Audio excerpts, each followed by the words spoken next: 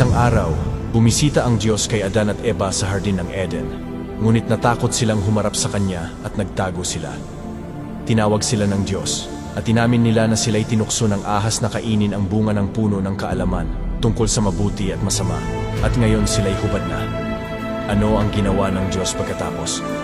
At iginawa ng Panginoong Diyos si Adam at ang kaniyang asawa ng mga kasuotang balat, at sila'y dinamitan. Genesis 3:21. Ito ang unang damit para sa sangkatauhan na ginawa ng Diyos mismo.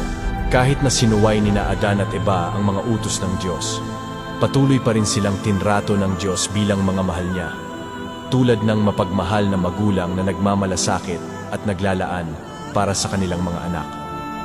Hanggang ngayon, madalas tayong nalalayo sa mga aral ng Diyos at natutukso ni Satanas na lumayo sa Kanya.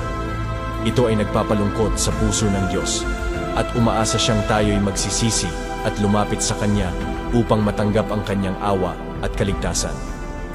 Kung nararamdaman mo ang pag-ibig ng Diyos, handa ka bang magsisi?